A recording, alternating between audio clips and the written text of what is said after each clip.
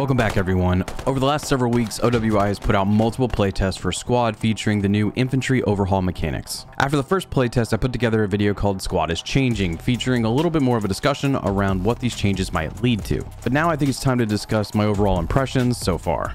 So if you're new to the channel, be sure to hit the subscribe button, leave a like, and leave your comments down below with your thoughts. So I think we all know a little bit about the changes that are occurring in this infantry overhaul. There's changes to aiming and ADSing, there's changes to suppression and character movement. Now, I played a bunch of the first playtest. I didn't quite get as much time with the second one, but here we are with the third one having just passed. And to be honest, I'm a little bit torn. While I completely understand the reasons for overhauling the infantry mechanics, I'm still feeling a little bit uneasy about the implementation so far.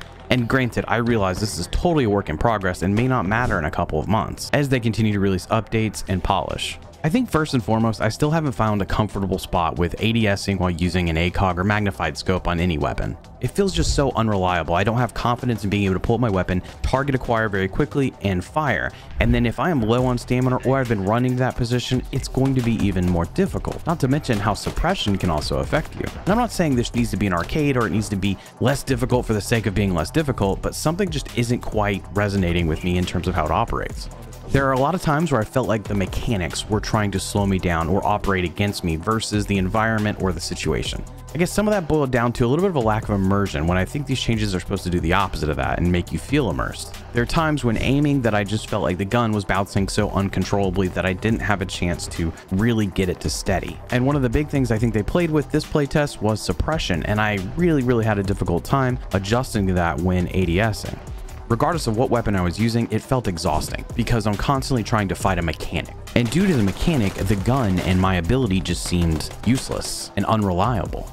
Something about this playtest made me feel so much of a lack of control over what I was trying to do, right? Whether it was aiming ADSing or just trying to hip fire, I felt like there was just some sort of distance between me and what the gun wanted to do. I think some of us felt a level of frustration that we still couldn't find a balance to things where it felt like we could rely on our weapon and handle a situation or a firefight.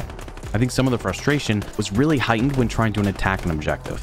I think these mechanics really suit a defensive position or playing defense on a point or objective.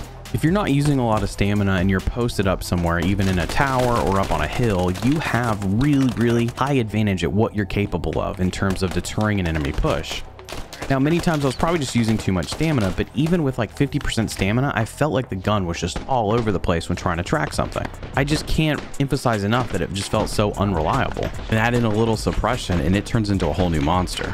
Now, granted, that should be a little more intense with an ACOG, but then when I switch to the red dot, I still feel so distant from the action. And as expected, you lack the vision that you would with an ACOG. I realize some scopes may fit certain scenarios, but I'm just not sure how much we're supposed to be thinking about switching while in a round. Currently, I don't switch a lot. I typically run a magnified scope, but are we supposed to be switching more rapidly or more frequently during play? I'm not sure right now if that's an objective of this, but it may end up being something we have to consider.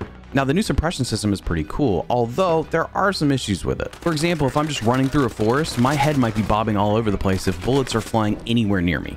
Not to mention when you ADS, there's a head bob. When you crouch, there's a head bob. Plus, you have the suppression mechanic head bobbing. It's a lot of head bobbing happening. And in terms of character movement, I just feel a little bit slow at times, which isn't an issue necessarily on some maps, but there are some certain situations where you just know that running is no longer the ideal scenario, right?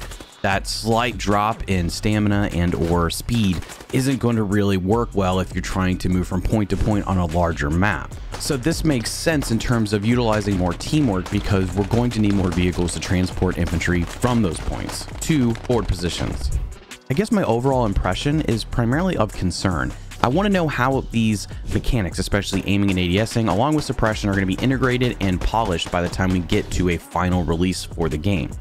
I'm not really touching on performance because there is a performance drop when using these scopes. It is evident. My hope is that that's just an optimization thing that'll continue to progress. I think some of what I'm worried about is that between playtest 1 and playtest 3, we're sort of just adjusting numbers and things. And there's a common frustration amongst a lot of folks that this isn't the right route for Squad. I think some folks playing it, including myself at times, feel a little bit defeated by a mechanic versus the enemy, which is a concern because you don't really want that feeling. I think the mechanics in games need to be sort of invisible. They just need to exist without us really noticing them on a repetitive basis. Now, given that it's a playtest, obviously we're hyper focused on it. However, I do want it to be more embedded into the experience and feel more natural.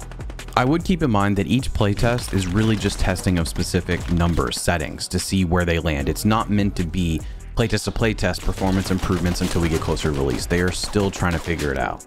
I leave with this. I do hope that OWI takes the time to do more playtests, even if they need to spread the playtests out. So far, we've had 3 in about, what, 4 weeks?